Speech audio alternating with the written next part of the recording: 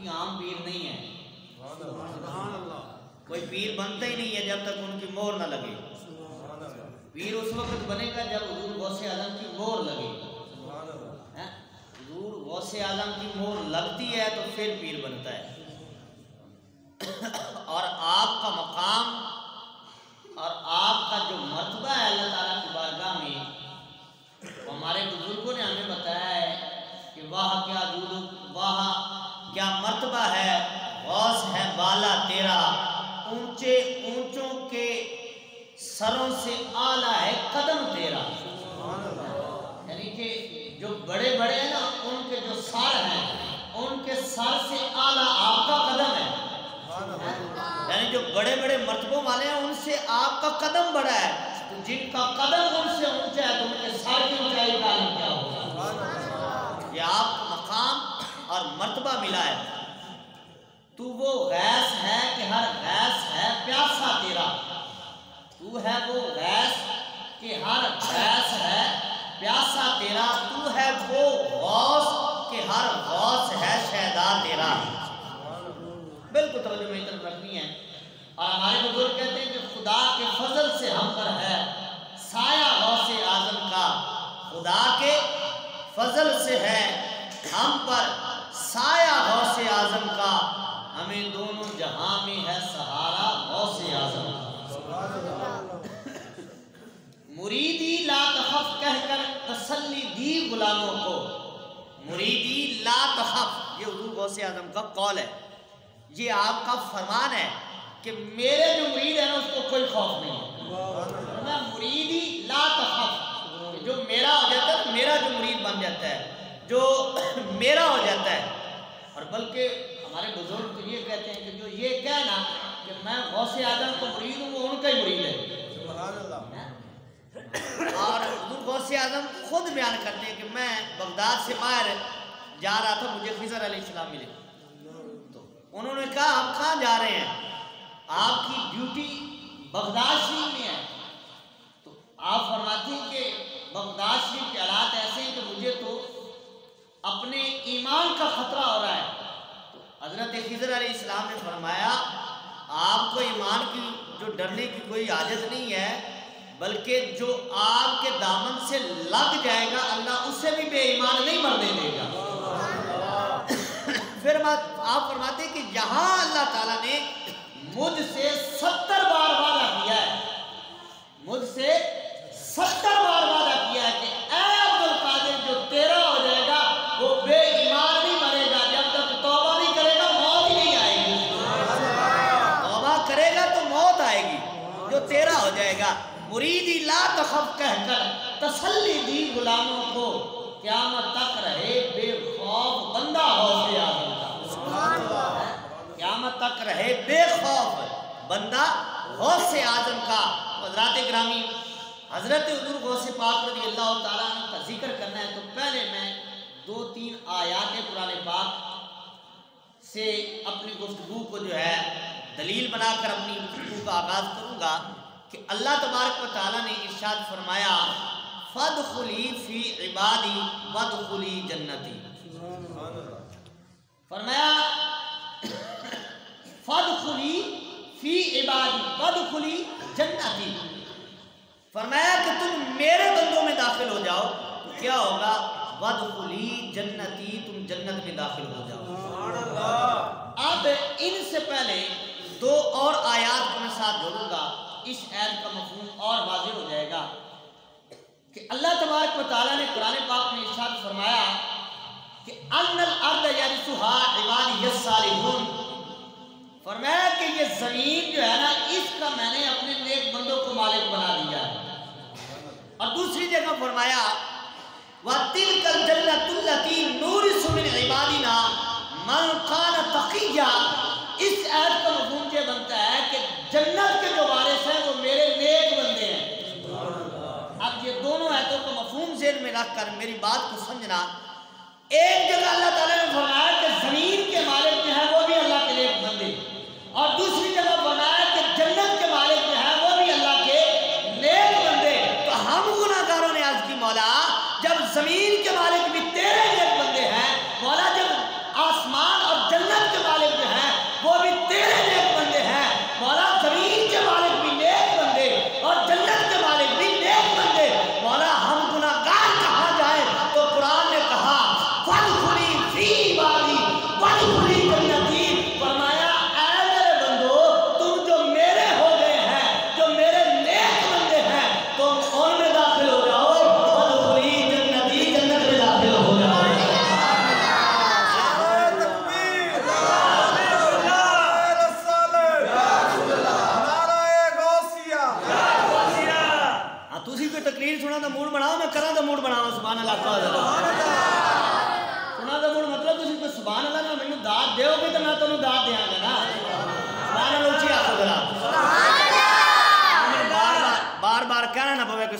कहो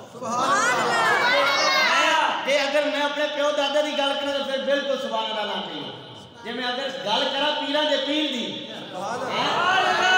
गल अपन इंशाल्लाह मौजू तो रखनी सुभान अल्लाह कहो जरा मेरे सामने मैं मोड़ मोड़ के देखना ना पवे तो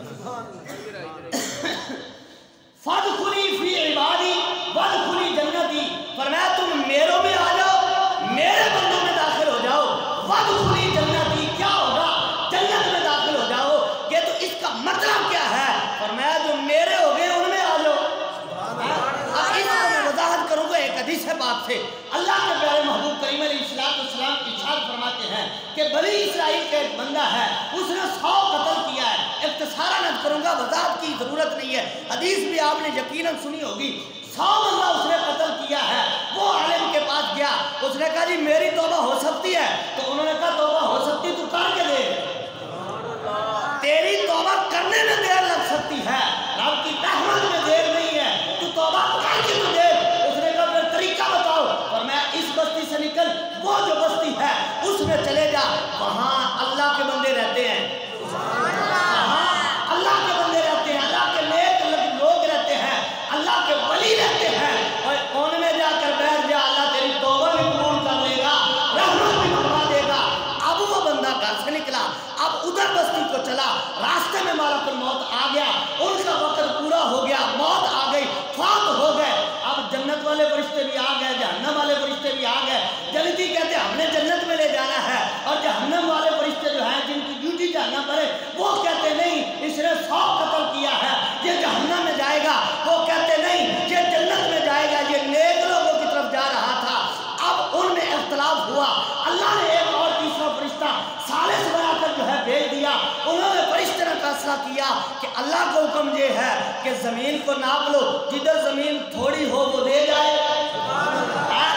जिधर जमीन थोड़ी हो वो ले जाए अब हदीस का मफहूम है अल्लाह के प्यारे महबूब करीम अलैहिस्सलाम ने फरमाया कि जब फरिश्तों ने जमीन को नापा अल्लाह ने जमीन को हुक्म दे दिया कि जिधर नेक लोगों की बस्ती है वो जमीन को हुक्म हुआ तू सुकड़ जा तू थोड़ी हो जा और जो बद लोगों की बस्ती थी जिस बस्ती से वो बंदा निकला था उस तरफ को हुक्म दिया कि तू फैल जा ज्यादा हो जा अब हुआ क्या जब जमीन नापी गई जब जमीन को देखा गया जिधर नेक लोगों की बस्ती है वो तरफ थोड़ी हो गई है जिस बस्ती से निकला है वो बस्ती का सफर ज्यादा हो गया है अब हुक्म हुआ कि इसको जन्नत में ले जाओ तो बात करने का मकसद ये है कि हदीस बताती है अगर नेक लोगों में जाने की और बंदा नियत कर लेता है अल्लाह उसका 100 कत्ल माफ करके जल्दी बना देगा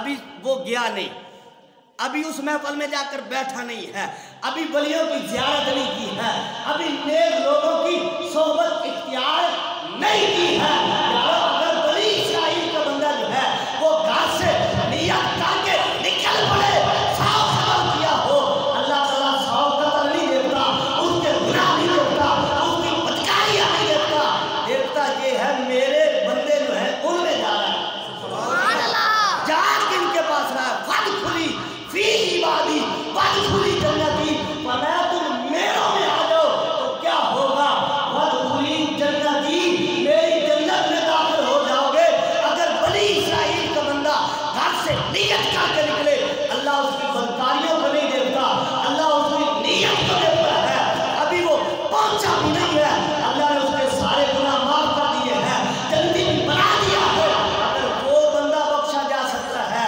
तो आज अगर कोई दाता अजमेरी की चौखट पर जाकर बैठे अगर आज के बाबा फरीदुद्दीन गंजे शक्कर रहमतुल्लाह अलैह उनकी चौखट पर जाकर बैठता है वो आम जगह पे नहीं गया जहां अल्लाह की रहमत बरस रही है फदखुली फी इबादी के तहत जो है वो अल्लाह के बंदों के दरबार में गया है और कुरान कहता है जो अल्लाह के बंदों में आ जाता है अल्लाह की रहमत में आ जाता है फदखुली फी इबादी वदखुली जन्नती अभी बनी इस्राइल का बंदा घर से निकल करके निकले अल्लाह माफ करवा दे और फिर हो भी हुजूर का उम्मती और हो भी हुजूर का कलमा पढ़ने वाला और जिस वली के पास जाना है और जिस वली की मोहब्बत में बैठना है जिस वली का जिक्र करना है वो कोई आम ना हो हुजूर की आल और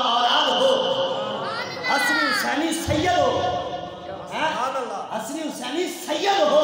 यारो जब कोई उनसे प्यार करेगा, उनका जिक्र करेगा, अल्लाह उनको कितने दर्जात और बुलंदियां अता फरमाएगा।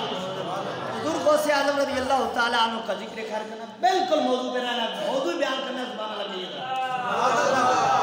हुजूर गौसे आज़म रज़ी अल्लाह तआला अन्हु, मैं जुमे पे आज कर चुका थे, आप नजीब उत तरफ़ैन सैयद हैं, हसनी हुसैनी सैयद हैं, बाप की तरफ से हसनी, माँ की तरफ से हुसैनी।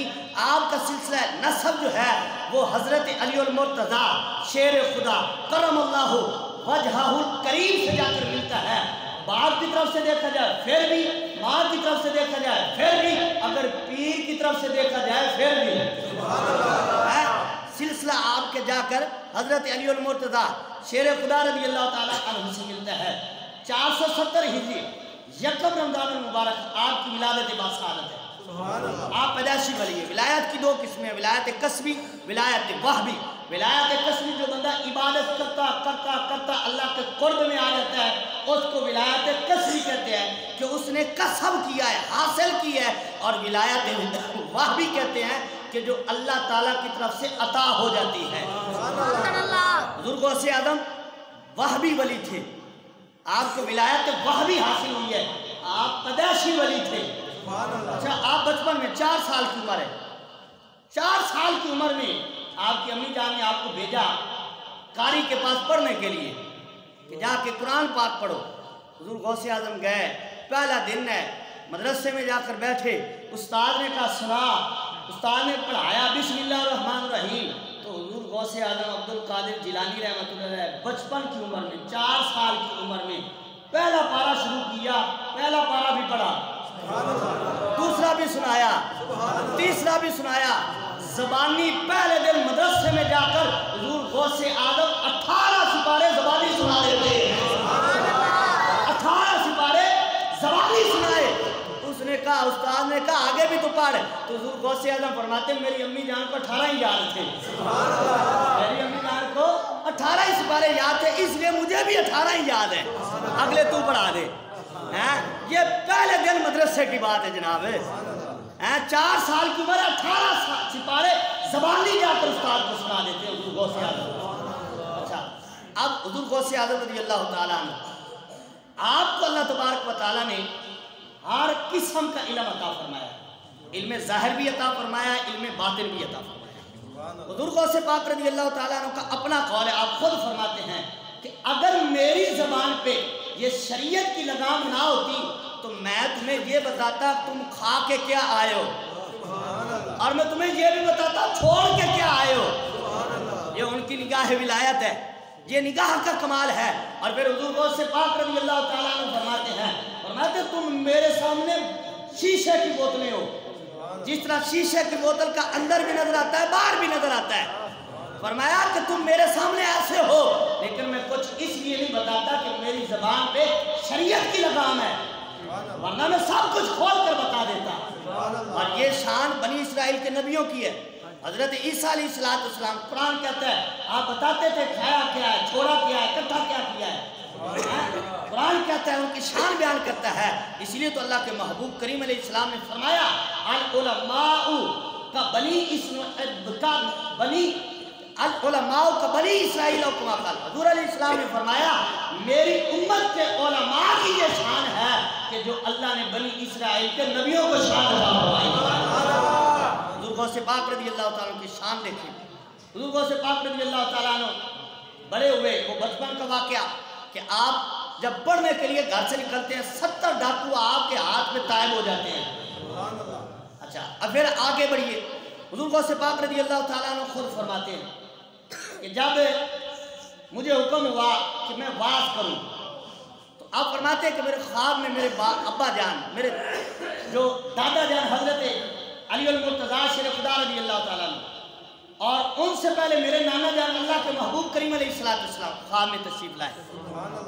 इल्म ज़ाहिर और इल्म बातिन देखना, आप इसी पे कुछ गुफ्तगू होगी कि अल्लाह ने आपको इल्म ज़ाहिर भी अता फरमाया, अल्लाह ने आपको इल्म बातिन भी अता फरमाया। हुजूर गौसे पाक रज़ी अल्लाह तआला अन्हु आप फरमाते हैं कि मुझे ख्वाब में अल्लाह ताला के प्यारे महबूब करीम अलैहिस्सलाम की ज़ियारत हुई और हुजूर अलैहिस्सलाम ने इरशाद फरमाया बेटा वाज किया कर। हुजूर गौसे पाक अर्ज करते हैं या रसूल अल्लाह अलैहिस्सलाम, माँ बाप कुर्बान, लेकिन मैं अजमी हूँ, ये अरबी हैं, मैं अजमी हूँ, यानी मैं उर्दू बोलता हूँ, ये अरबी हैं, मेरी बात जो है ये इनके समझ नहीं आएगी, और मैं अभी इत्काहत जो है उसको महसूस करता हूँ, यानी कि अपनी ज़बान जो है मेरी इतनी इनके सामने चलती नहीं है। ये शुरू की बात कर रहे हैं।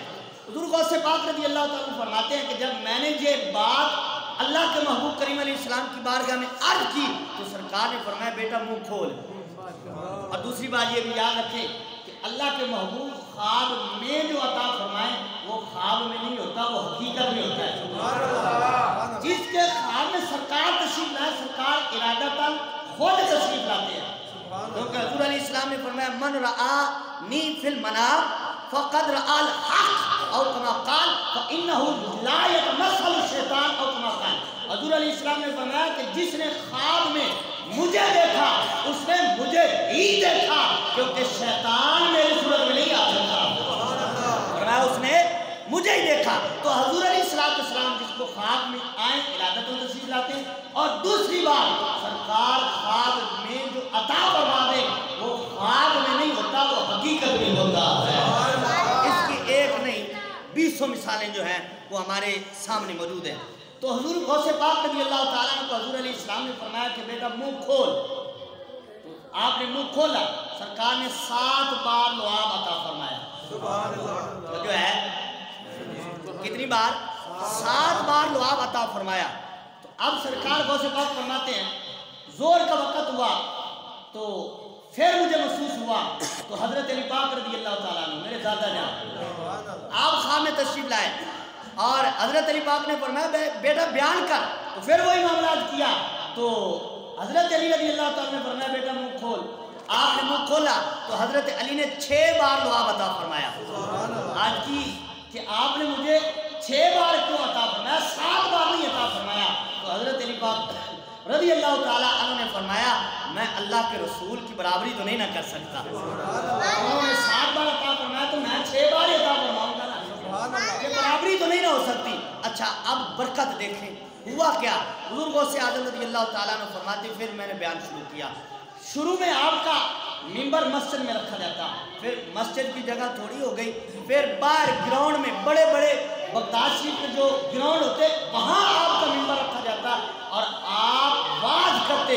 और फिर वाज की शान ये है, वाज का आलम ये है कि हुज़ूर गौसे आज़म जब वाज करते तो आपके वाज में 70 हज़ार बंदा, कितना बंदा? 70 हज़ार बंदा आपकी मजलिस में मौजूद होता। और अक्सर आप 3 वाज फरमाते हफ्ते में, एक इतवार, एक मंगल और एक जुमे को। ये 3 जो है ना वाज आप 3 दिन मुकर्रर किए हुए और इनमें मुख्तलिफ मजालिस होती, कुछ अवाम की होती, कुछ उलमा की होती, कुछ अल्लाह के वलियों की होती। हुज़ूर गौसे आज़म जो है उनको वाज फरमाते और सिखाते और इल्मे ज़ाहरी और इल्मे बातिनी जो है वो उनको अता फरमाते। तो हज़रात ग्रामी हुज़ूर गौसे पाक रज़ी अल्लाह ताला अन्हु को मिंबर अब रखा जाता, आप वाज फरमाते, आपकी मजलिस में 70 हज़ार बंदा जो है वो एक वक्त में मौजूद होता। और फिर आपकी करामत ये है कि उस वक्त स्पीकर साउंड सिस्टम वगैरह नहीं होते थे, 70 हज़ार बंदा आपके सामने बैठा है और आपकी आवाज़ जिस तरह पहला बंदा सुन रहा है जो आखिर में बैठा होता उसको भी आवाज़ ऐसे ही सुनाई देती है। 70 हज़ार बंदा जिस तरह पहला बंदा आवाज़ सुन रहा है उसी तरह जो है आखिरी बंदे को भी आपकी आवाज़ सुनाई देती थी। और फिर दूसरी बात ये है, ये 70 हज़ार तादाद बंदों की है, जिन्नों की नहीं। जिन इसके अलावा होते, रिजालुल गैब इसके अलावा होते। रिजालुल गैब कुछ वो मखलूक और बंदे हैं कि जो नजर नहीं आते होते हैं, जिस तरह हजरत खिज़र अलैहिस्सलाम है। ये लोग अलग होते, ये 70 हज़ार बंदों की तादाद होती जो हुज़ूर गौसे आज़म का वाज सुना करते थे और आपसे फैज़ इत्तिसाल किया करते। आपके कलाम की बरकत देखें। हज़रत मुहद्दिस इब्न जौज़ी रहमतुल्लाह अलैह, आप बड़े मुतशद्दिद किस्म के मुहद्दिस हैं और बड़े सख्त किस्म के मुहद्दिस हैं, रावी बड़े सख्त किस्म के हैं।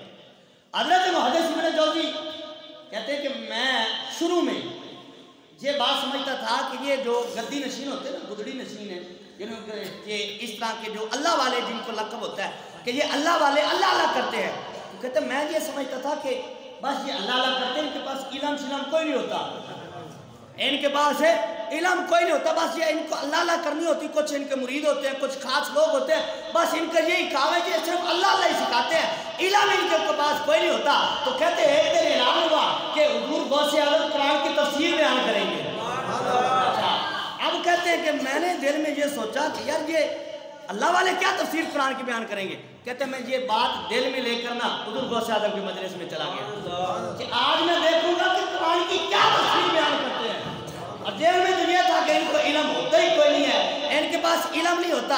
तो अब हज़रत मुहद्दिस इब्न जौज़ी पहले सामने आकर बैठ गए, तो हुजूर गौसे पाक रज़ी अल्लाह ताला ने एक कुरान पाक की तिलावत जो है आयत की तिलावत करके आपने उसकी एक तफसीर बयान की। मुहद्दिस इब्न जौज़ी ने देखा और कहा ये तो मुझे भी आती है। तो जो बिल्कुल आपने मेरी तरफ अपनी मोहब्बत से बातें सुनी है। अच्छा, मुहद्दिस इब्न जौज़ी जो है उन्होंने कहा जी मुझे भी आती है। आपने उसी आयत की दूसरी तफसीर की, उसने कहा मुझे भी आती है। अच्छा, आपने उसी की तीसरी तफसीर की, उसने कहा मुझे भी आती है। ये हुजूर गौसे आज़म का इल्म देंगे।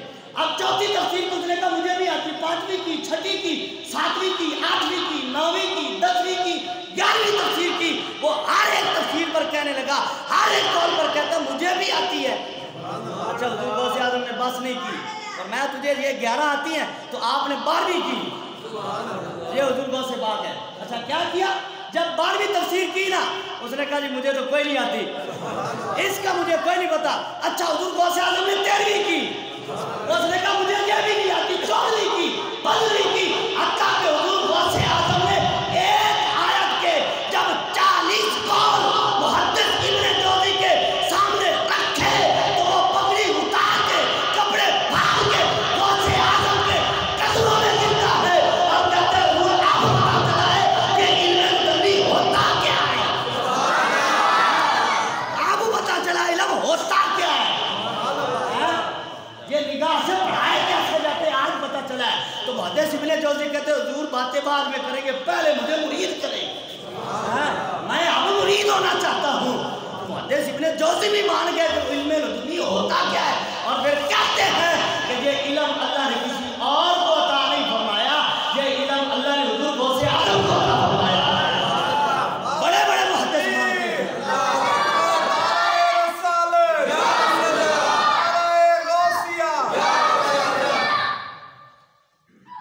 बड़े बड़े मुहद्दिस मानते हैं। अच्छा, यहाँ पर दूसरी बात भी सुन ले, सुभान अल्लाह कहिए जरा। एक दिन 100 आलिम 100 फकीर घर से निकला। अब पता है वो क्या कहते हैं आपस में? कहते हैं कि आज अब्दुल कादिर से ना सवाल ऐसे करने के जवाब ही ना आए। 100 बंदा 100 सवाल, हर एक का अपना सवाल। 100 बंदा है, 100 सवाल है, हर एक कहता है मैंने ये सवाल करना है, इसका जवाब तो उनको कोई नहीं आना। दूसरा कहता है मेरा ये सवाल है, इसका जवाब वो नहीं दे सकेंगे। तीसरा कहता है मेरा ये सवाल है, इसका जवाब वो नहीं दे सकेंगे। अच्छा, आगे भी हुजूर गौसे आज़म है जो दिलों की जानते हैं। हुजूर गौसे आज़म के साथ आपका एक मुरीद अबू मोहम्मद, और उनका लक़ब अल-खिज़र कहा जाता था उनको। अच्छा, वो एक दिन हुजूर गौसे आज़म के साथ साथ चल रहे हैं। साथ साथ चलते हुए ना दिल में सोचा कि काश आज हज़रत शेख कबीर अहमद रिफाई की ज़ियारत हो जाए ना। ये बड़े सैयद और बड़े शहजादे और बड़े वली हैं अल्लाह के। यही हजरत शेख कबीर अहमद रिफाई रहमतुल्लाह अलैह हुजूर के रौदा पाक पे हाजिर हुए और जाकर खड़े होकर सलाम अर्ज किया और अर्ज करते, ऐ नाना जान अपना हाथ बाहर निकालिए, मैं हाथ चूमना चाहता हूँ। 70,000 लोगों ने देखा कि अल्लाह के महबूब करीम अलैहिस्सलाम ने अपना दस्ते मुबारक जो है वो कब्र मुबारक से बाहर निकाला और हजरत शेख कबीर अहमद और रिफाई ने हुजूर के दस्ते मुबारक को बोसा दिया। इतने बड़े बुजुर्ग हैं, इतने बड़े बुजुर्ग। मैं ये बात इसलिए सुनाई कि पता चल जाए बुजुर्ग कितने बड़े। अच्छा, हजरत शेख कबीर अहमद रिफाई उनका दिल में आया, किनके? हुजूर गौसे आज़म के मुरीद के दिल में आया कि आज यार उनकी ज़ियारत ना हो जाए। अब हुजूर गौसे आज़म जो है ना वो करीब खड़े हुए थे। हुजूर गौसे आज़म है उनके साथ वो चल रहे थे। तो हुजूर गौसे आज़म ने उसकी तरफ देखा, अपने मुरीद की तरफ देखा, हजरत खिज़र जो उनके मुरीद थे उनकी तरफ देखा और देखकर फरमाया जरा मुड़ कर देख, ये सामने तो तेरे शेख कबीर अहमद खड़ा है। ये वही खड़े होकर ज़ियारत करवा दी। अच्छा, अब जब ज़ियारत हुई ना तो दौड़ कर उस मुरीद ने, अब चाह थी, तलब थी, दौड़ कर मुरीद ने जाकर उनका हाथ चूमा, दस्तबोसी की। जब हाथ चूमा ना तो हजरत शेख कबीर अहमद अर-रिफाई बताए हुजूर गौसे आज़म के मुरीद को क्या कहते हैं। आप फरमाते हैं और यार तू किस बात की ख्वाहिश कर रहा है। अब सुनिए, जुमला सुनिए। आप फरमाते हैं कि जिसको हजरत अब्दुल कादिर जिलानी जैसे पीर की ज़ियारत हो जाए उसको मुझ जैसे की ज़ियारत की कोई फरमाते वो इसलिए कि हम खुद जो है वो इनके मुताबिक हैं, हम खुद इनके कहने पे चलते हैं, तू हमारी ख्वाहिश कर रहा है। अच्छा, फिर कुछ वक्त गुजरा, कुछ वक्त गुजरने के बाद उनको मौका मिला, उनकी मजलिस में गए। जब उनकी मजलिस में जाकर पहुंचे ना, उनकी मजलिस में बैठे, उन्होंने देखा तो हजरत शेख कबीर अहमद अर-रिफाई ने फरमाया और तेरी मेरी पहली जो मुलाकात हुई वो काफी नहीं है, आज फिर आ गया। अल्लाह अकबर, पहले जो मुलाकात हुई है वो नहीं काफी थी, आज फिर आ गया। अल्लाह अकबर, तो ये आने वाले का भी मकाम है, बुलाने वाले का भी मकाम है। अच्छा, हुजूर गौसे आज़म के पास में वो बात अर्ज करने लगा था, कितने फकीह आए? 100 आलिम, 100 सवाल, हर एक के सवाल, ज़हन में सवाल और अलहदा सवाल, और सवाल इसलिए बनाया कि उनको तो जवाब ही नहीं आएगा। हम सवाल करेंगे, उनको जवाब नहीं आएगा, तो हम लोगों को कहेंगे देखो ये तुम्हारा पीर है, इसको तो हमारे सवाल का जवाब ही कोई नहीं है, तुम इनके मुरीद हो, हमारे सवाल का जवाब ही नहीं दे सकते, कैसा तुम्हारा पीर है। ज़हन ये था। अच्छा, अब जब 100 का 100 बंदा हुजूर गौसे आज़म के सामने आकर बैठता है ना, तो हुजूर गौसे आज़म ने ऐसे उसकी तरफ, उन 100 की तरफ जब नजर दौड़ाई तो वो अपने आप से बाहर हो गए, उनको अपनी खबर ही नहीं है, वो कपड़े फाड़ देते हैं। और थोड़ी देर बाद जब हुजूर गौसे आज़म ने दूसरी नजर की, फिर उनको होश आया। जब दोबारा होश आया, अब सुनिएगा, हुजूर गौसे आज़म ने एक से फरमाया और तुम सवाल लेकर आए थे कि हम सवाल करेंगे और मुझे जवाब नहीं आएगा। अब सुनिए, उनका सवाल ही सुना कि अब तू सवाल करना बता, तो नहीं, फरमाया तेरा सवाल ये था, जवाब उसका ये है। ये हुजूर गौसे आज़म की नजर है। ये 11वीं वाले पीर जिनके हम 11वीं मना के बैठे हुए हैं। एक से भी सवाल नहीं पूछा, हर एक से फरमाया तो तू ये सवाल लेकर आया था, उसका जवाब ये है, तू ये सवाल लेकर आया था, उसका जवाब ये है। उनके सवाल भी बताते हैं और सिर्फ सवाल नहीं, फिर उनके जवाब भी बताते हैं। ये तुम्हारे जवाब हैं, ये सवाल है, ये है उनकी निगाह। और फिर इल्म की क्या शान है। बगदाद शरीफ में जितने भी फतवा जात होते हैं हुजूर गौसे आज़म के पास आते, आप किताब खोलने के बगैर उसका जवाब देते, और फिर जब फुकहा के पास जाता वो फतवा तो वो अंगुष्ठे बदंदान हो जाते। अंगुष्ठे बदंदान मतलब उंगली ना दांत में रख कर हैरान हो जाते कि ये अब्दुल कादिर का फतवा है, और किताब खोलने के बगैर ऐसा बड़े बड़े फकीह किताबें देख कर ना बता सके, और उन्होंने किताब कोई नहीं देखी, लेकिन जवाब ऐसा था फरमाया कि बड़े बड़े फकीह जो हैं वो हैरान हो जाते हैं कि ये हुजूर गौसे आज़म को अल्लाह ने इल्म अता फरमाया है। वक्त तो ये शान है हुजूर गौसे आज़म की। चलिए थोड़ा सा आगे चलते हैं। अगर आपका प्रोग्राम है सफ़र करने का, करें, जाना है बगदाद शरीफ तसव्वुर में जाना है तो कहिए ज़रा सुभान अल्लाह। हुजूर गौसे पाक रज़ी अल्लाह तआला के हम असर बुजुर्ग हजरत शेख अदी बिन मुसाफिर रहमतुल्लाह, आप बड़े पाए के बुजुर्ग हैं, बड़े कमाल के बुजुर्ग हैं।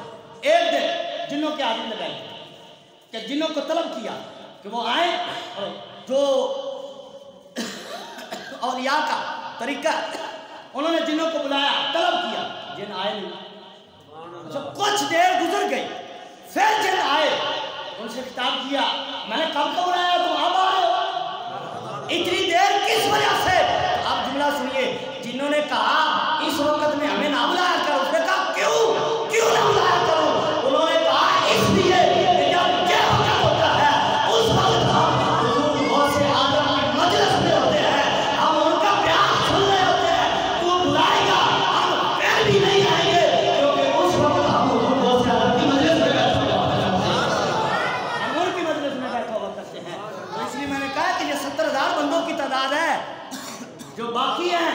जिन वो उनकी तादाद अलग है, उनकी पता नहीं कितनी होती है। हुजूर गौसे आजम की मजलिस में जब आकर वो सुनते हैं, हजरत शेख अदी बिन मुसाफिर का ही कौल है दूसरा, आप फरमाते हैं अपने मुरीदों को इकट्ठा करते हैं, इकट्ठा करके ना दायरा बना लेते। तवज्जो रखना ये वली की नज़र क्या है और हुजूर गौसे आजम का इल्म कितना है, बिल्कुल तवज्जो मेरी तरफ रखनी है। हजरत अदी बिन मुसाफिर आपने ना दायरा बना लिया और अपने मुरीदों को कहा आप बगदाद शरीफ में हैं और वो अपने इलाके में गालबन इराक में है। अच्छा, अब दायरा बना के ना पता क्या कहते हैं, अपने मुरीदों से खिताब करते हैं, सुनिएगा, अपने मुरीदों से खिताब करते हैं तो जिसने अब्दुल कादिर का कलाम सुनना हो। हुजूर गौसे आज़म बयान कर रहे हैं बगदाद में और वो हज़ारों मील दूर खड़े होकर क्या कहते हैं, दायरा बनाकर मुरीदों को पता क्या कहते हैं, अभी व्हाट्सअप नहीं आया, अभी ईमो नहीं आई, अभी ये इंटरनेट की जो जदीद टेक्नोलॉजी है ये नहीं आई। और शेख अदी बिन मुसाफिर रहमतुल्लाह अलैह अपने मुरीदों से फरमाते हैं कि जिसने गौसे आजम का बयान सुनना है वो दायरे में आ जाए। लाइव बयान चल रहा है, कोई मीडिया नहीं है, कोई चैनल नहीं चला हुआ, ये वली का चैनल चला हुआ है। मानना पड़ेगा जहाँ ये साइंस की ताकत खत्म होती है, यहाँ अल्लाह के वली की ताकत शुरू होती है। आप फरमाते जिसने गौसे आज़म का बयान सुना है दायरे में आ जाए। अच्छा, अब मुरीद दायरे में आ जाते, दायरे में आकर खड़े होकर अब हुजूर गौसे आज़म बगदाद में बयान कर रहे हैं और वो इराक में खड़े होकर मुरीदों को सुनवा रहे हैं। अच्छा, अब कुछ मुरीद ना हुजूर गौसे आज़म की बात लिख लिया करते, अब लिख कर ना फिर सफर करते जाते बगदाद, तारीख भी नोट कर लेते, कलाम भी नोट कर लेते। अच्छा, अब जाने के बगदाद जाने के बाद ना वहाँ जाकर खास लोगों से पूछते, जब फला दिन में फला वक़्त में फला तारीख को हुजूर गौसे आज़म ने ये बात फरमाई थी, तो वो खास लोग जो होते हैं ना वो कहते हैं हाँ इस वक़्त में ये बात हुजूर गौसे आज़म ने फरमाई थी, तो वो कहते हैं गवाह हो जाओ हमने अपने इलाके में सुनी थी। अच्छा, अब्दुल कादिर बगदाद में बयान कर रहे हैं हुजूर गौसे आज़म और वो अपने इलाके में सुन रहे हैं, ये तो एक वली की ताकत है ना। जब ये हुजूर गौसे आज़म अल्लाह के महबूब करीम अलैहिस्सलाम की औलाद और एक वली की ताकत है, तो फिर अल्लाह के नबियों की ताकत का क्या होगा। आगे चलिए, थोड़ी सी बात को बढ़ाते हैं। हजरत अब्दुल रहमान तो सुंदी रहमतुल्लाह अलैह, तवज्जो है, खीर बिल्कुल ठंडी हुई हुई है।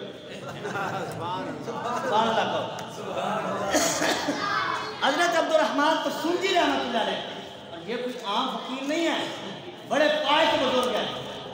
एक दिन ना हजरत अब्दुल रहमान तो सुंदी रहमतुल्लाह अलैह आप अपने मुरीदों में बैठे हुए हैं, और अब पीर को मान भी होता है, मुरीदों को तो अपना ही मान होता है, बैठे हुए हैं और अपने मुरीदों से कहते हैं कि मेरा वलियों में ना वो मकाम है, तुझे एक बड़ी गर्दन वाला परिंदा और बाकी छोटे छोटे परिंदे हो, तो मेरा वलियों में ये मकाम है, मैं बड़ी गर्दन वाला हूँ, मेरा बुलंद मकाम है।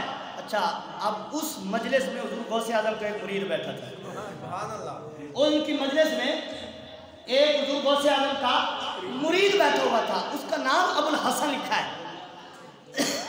उन्होंने जब बात सुनी ना तो खड़े हो गए, अब खड़े होकर अपना जुब्बा उतारा, अपनी गद्दी उतारी और उतार कर कहने लगे अगर तेरी इतनी शान है फिर मुझसे कुश्ती करके दिखा। ये हुजूर गौसे आज़म का मुरीद है और क्या कहते हैं कि तेरी बड़ी शान है ना, तेरे बड़े दावे हैं ना, तो फिर मुझसे कुश्ती करके दिखा। उसने कहा बाबा जान दे मैं तेरे ना कुश्ती नहीं करनी। मुरीदों ने पूछा हुजूर क्या वजह है कि आप इससे क्यों नहीं कुश्ती करना चाहते, और मैं जब इसने लिबास उतारा है तो मैंने देखा इसके एक एक बाल से जो है वो अल्लाह का नूर छिल छिल के बाहर आता है। मैं इससे कैसे कुश्ती करूं, मैं इससे कुश्ती कर सकता हूं। उन्होंने कहा अच्छा, उन्होंने कहा बाबा जी तुसी ना अपनी कमीज पहन लो, मैं थोड़े ना कुश्ती नहीं करनी। अच्छा, आप आगे हुजूर गौसे आज़म के मुरीद दरवेश हैं, और उनका अल्लाह का बंदा दरवेश जो होता है जो एक शय एक बार उतार देता है फिर दोबारा हाथ नहीं लगाता। अच्छा, अब सुनिए अगला जुमले सुनिए, ये तो हुजूर गौसे आज़म के मुरीद हैं, तो पीर का क्या आलम होगा। अच्छा, अब मुरीद पता क्या कहते हैं, कहते मैं ये नहीं पहनूंगा। वहीं उसी मजलिस में खड़े होकर ऐसे हाथ बढ़ाया और अपनी बीवी को मुखातब किया, कहा ये जो घर में मेरी कमीज टांगी हुई है ये तो मुझे पकड़ा जरा। अल्लाह अकबर, ये तो मुरीद है ना। क्या कहते हैं, वही खड़े होकर कहते हैं कि मुझे ये घर वाली कमीज दूसरी जो है ना वो पकड़ा। तो बीवी ने घर से कमीज उठाई, उन्होंने वही खड़े होकर पकड़ ली और वही खड़े होकर पहनी। तो हजरत अब्दुल रहमान तो सुंदी कहते हैं, जब तेरा इतना मुकाम है तेरा पीर क्या रहा है? तेरा पीर कौन सा है यार? जब तेरा इतना मुकाम है तो तेरा पीर कौन सा है? फरमाया तुम मेरे पीर को नहीं जानते, मेरे पीर को तो गौसे आजम कहा जाता है, उनका तारा गौसे आजम है। अच्छा, अब अगली बात, खास बात शुरू हो गई, इसको थोड़ी सी तवज्जो से सुनना। खास बात शुरू हो गई और ये खास लोगों के लिए, आरे के लिए भी नहीं है। अच्छा, उन्होंने कहा जी ठीक है तेरे पीर का तो फिर बड़ा मकाम है, तो क्यों नहीं मेरे पीर का मकाम है। अच्छा, अब उन्होंने कहा अगर आपके पीर का इतना मकाम है फिर वो जो हुजूर की खास मजलिस होती है, वो साहब हुजूर बुजुर्ग थे, उन्होंने कहा जी जब आपके पीर का इतना मकाम है तो फिर वो जो हुजूर की खास मजलिस होती है वो उसमें मुझे नजर नहीं आया कभी मैंने देखा नहीं आपके पीर को। अच्छा, उनका जी फिर पूछ लेते हैं, मेरे पूछ लेते हैं। कमाल की बात यह है, उन्होंने अपने दो मुरीदों को खड़ा किया, तू भी खड़ा हो जा, तू भी खड़ा हो जा, और जा इनके पीर अब्दुल कादिर के पास जाकर मेरा ये पैगाम दे और ये बात पूछ करा। अच्छा, उन्होंने इधर खड़े किए और पीर हुजूर गौसे आजम ने अपनी मजलिस में दो मुरीदों को खड़ा किया, तू भी खड़ा हो जा, तू भी खड़ा हो जा, और जा वो फलां पीर साहब देना, उनके दो मुरीद आ रहे हैं, उनको फलां जगह पे तुम्हें मिलेंगे, उनको वापस भी ले जाना, और वो जो पीर साहब का सवाल लेकर आए हैं ना उनके सवाल का जवाब भी देकर आ जाना। ये निगाह विलायत है, ये निगाह विलायत है। निगाह वली में ये तासीर देखी कि बदलती हजारों की तकदीर देखी।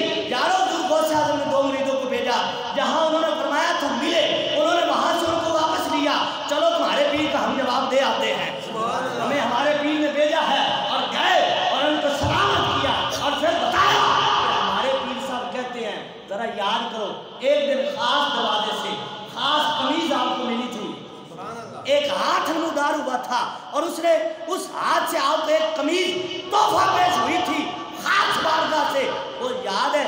उन्होंने कहा जी याद है। पर मैं अगर वो याद है फिर आपको ये भी याद होगा कि एक हाथ भी था, उनका ये भी याद है। फरमाया वो जो हाथ था, वो जो कमीज थी, वो किसी और ने नहीं दी थी, वो हुजूर से आज़म ने दी। अच्छा, फरमाया तुम तो रहते हो बाहर और वो रहते हैं खास, जो बाहर हो वो अंदर वाले तो नहीं ना देख सकता, वरना इसलिए तुम्हें नजर नहीं आते क्योंकि अभी आप उस मकाम पर नहीं पहुंचे जिस मकाम को अल्लाह ताला ने अपने प्यारे बंदे अब्दुल कादिर अल मरूफ हुजूर गौसे आज़म को अता फरमा दिया है। अल्लाह ने उनको वो मकाम अता फरमा दिया। सुभान अल्लाह। अच्छा, हजरत अब्दुल कादिर जिलानी के आपके एक मुरीद है, हुजूर गौसे आज़म के एक मुरीद भी है, बावर्ची भी है, खिदमत गुजार बड़े हैं। अच्छा, अब खिदमत गुजार बड़े हैं तो एक दिन आ गए, आज के हुजूर मुरीद भी आपका हो, खिदमत गुजार भी आपका ही हूँ, आपका ही हूँ, बेटा औलाद कोई नहीं है, हुजूर औलाद कोई नहीं है, करम फरमाइए ना। आपने फरमाया जा वुजू करके आ, वुजू किया और मैं 2 रकात नफल पढ़, 2 रकात नफल पढ़े। अब आ गया हुजूर गौसे आज़म ने फरमाया जा बैठ जा। अब बैठ के हुजूर गौसे आज़म ने हाथ उठाया, ऐसा ये अल्लाह के वली की दुआ है, ला युल कदा इल्ला दुआ, जो कदा होती है ना ये दुआ से रद्द हो जाती है, ये हदीस का मफहूम है। और बल्कि दाता अली हजवेरी रहमतुल्लाह अलैह ने एक बात को लिखा है, आप लिखते हैं कि अल्लाह के एक वली घर से निकला सफ़र के लिए, साथ एक ईसाई भी चल पड़ा, गैर मुस्लिम चल पड़ा। तो रास्ते में सफ़र करते करते 2-3 दिन गुजर गए। 2-3 दिन गुजरने के बाद वो ईसाई गैर मुस्लिम जो है ना वो कहता है कि हुजूर को दुआ भी करो अल्लाह खाना ही अता फरमाए। 2 दिन हो गए भूख से मर रहे हैं, प्यास से मर रहे हैं, ना खाना ना पानी, आप दुआ करें ना, आप अल्लाह के महबूब बनते हैं, प्यारे हैं, इबादत गुजार हैं, फरमा बरदार हैं, आप दुआ करें अल्लाह खाना अता फरमाए। तो अल्लाह के वली ने हाथ ऐसे उठाए, दुआ की, अल्लाह ने गैर से 2 बंदों का खाना अता फरमा दिया। बात यहाँ खत्म नहीं हुई, बात मैं अगली करना चाहता हूँ वो बात है। अब फिर सफर शुरू हो गया, खाना खाया, सैर हो गया, फिर एक दिन सफर करते रहे, दूसरे दिन हो गया, जब तीसरे दिन आया ना, अब उस अल्लाह के वली ने कहा उससे, अब तू दुआ कर। एक नारा लाओ यार,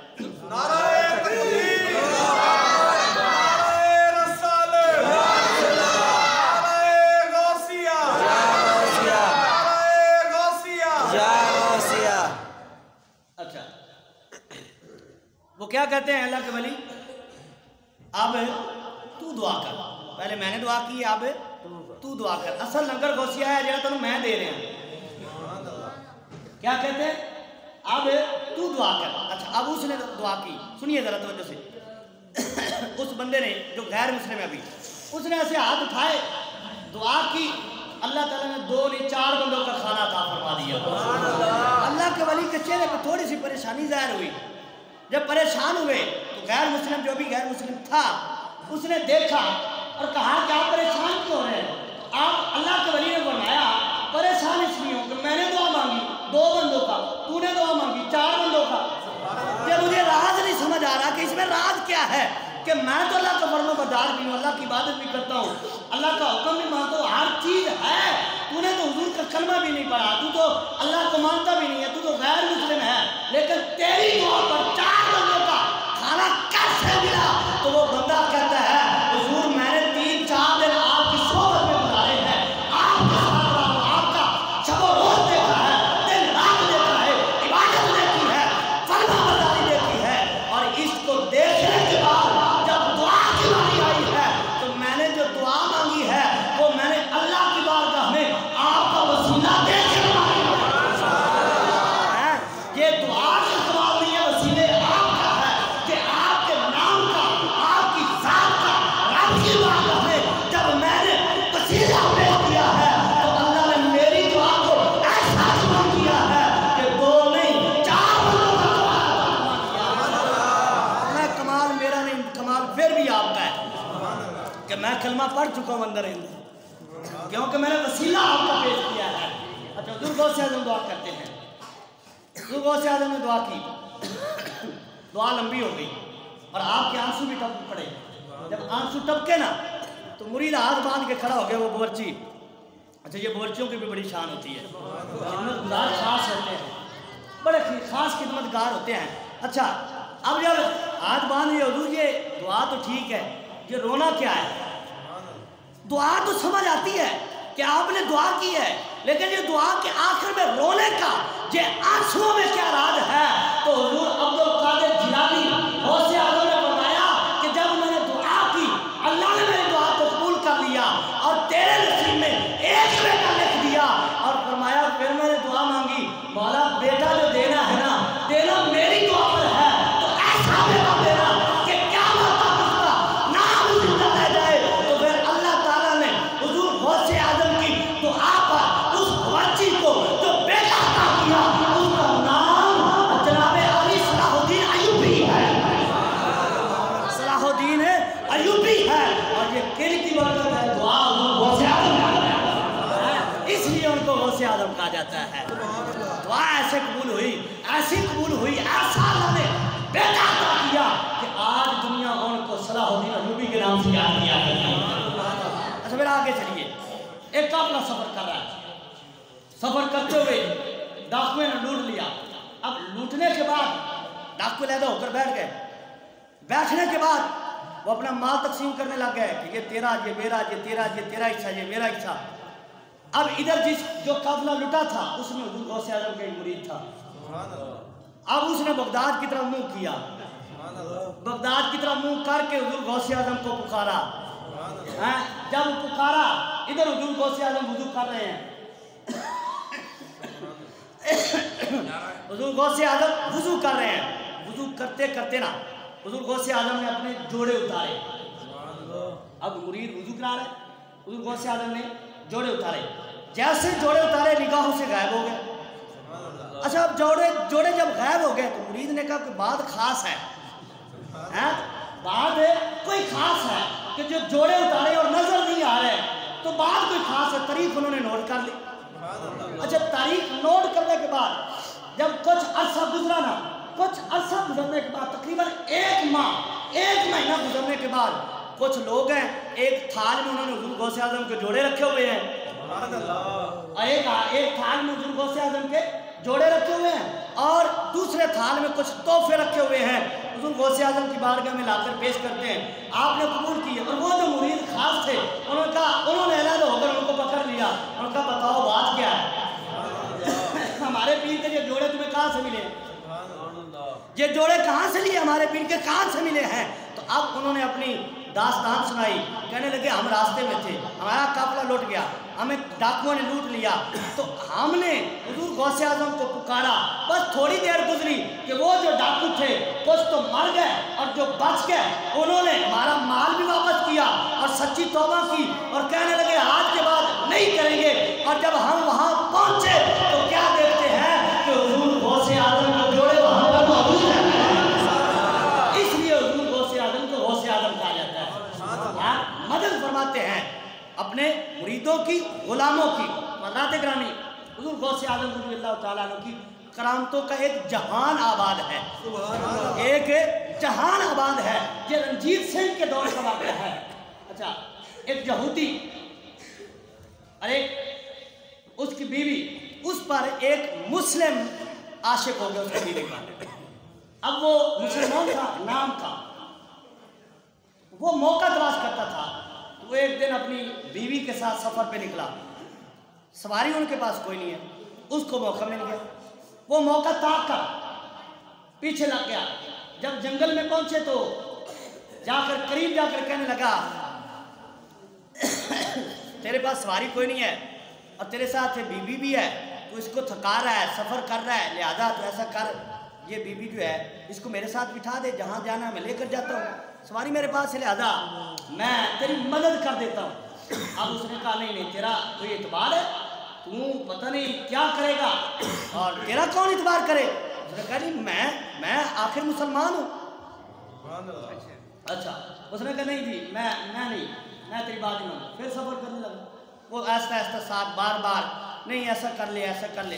अच्छा, अब आखिरकार यहूदी ने कहा ठीक है ये मैं कर तो लेता हूँ, कोई ज़मानत दे, कोई ज़मानत दे। अच्छा, आज आप ही बगदाद शरीफ जाएँ या ये उत्तर प्रदेश जाएँ, ऐसे इलाके जो इंडोनेशिया वगैरह, वहाँ हुजूर गौसे आज़म को पता क्या कहते हैं? बड़े पीर साहब। क्या कहते हैं? बड़े पीर साहब। क्योंकि आज हम बड़े पीर की बड़ी 11वीं मनाकर बैठे ना, तो वो क्या आपको कहते हैं बड़े पीर साहब के नाम से आज भी याद करते हैं। अच्छा, अब वो गैर मुस्लिम है, यहूदी है। उसने जब देखा ना कि ये बार बार इसरार कर रहा है, उसने कोई ज़मानत दे। उसने कहा मैं इस जंगल में क्या ज़मानत दूँ तुझे?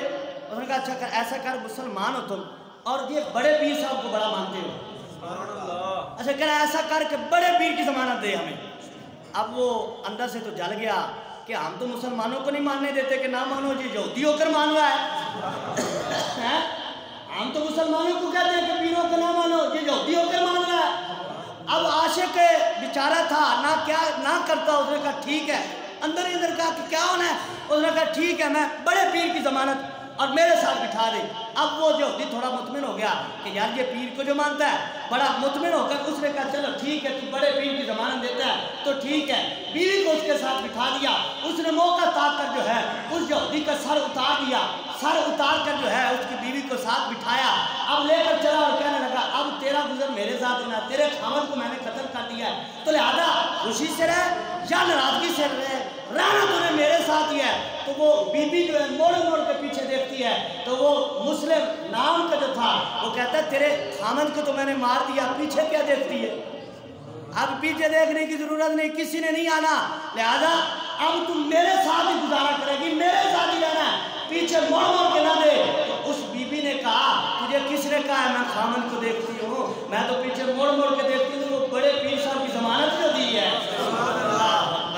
मैं तो वो जमानतदार को देख रही हूँ। थोड़ा वक्त गुजरा कि दो नकाबपोश घोड़ों पे सवार हैं, वो करीब आए और आकर उसको रोका और उसने कहा आप कौन हैं? तो आवाज़ आई कि जमानत हमारी और हमें ही दागदार करता है? हमारी जमानत देख रहे हो, फिर हमें ही दागदार करने जा रहा है। तो तलवार निकाली, उसका सर उतार दिया।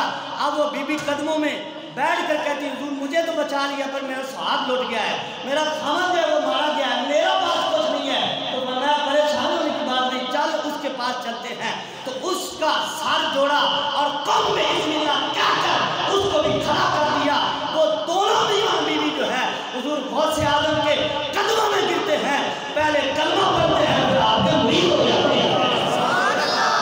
ये है हुजूर गौसे आजम की शान, ये हुजूर गौसे आजम की शान है, ये उनका आलम है, ये उनका मकाम है।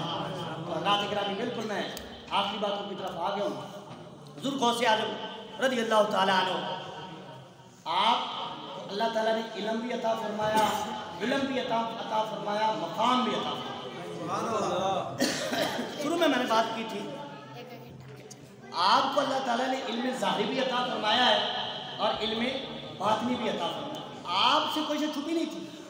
आपने एक मुरीद को भेजा दुकान पर कि जा वहाँ जाकर कपड़ा खरीद कर ला। अब मुरीद गया दुकान से, वो कपड़ा मतलूबा मांगा। जब कपड़ा मांगा ना, उसने कपड़ा काट कर दिया और कहा कि ये कपड़ा किसके लिए? मुरीद ने कहा मेरे पीर हुजूर गौसे आजम के लिए।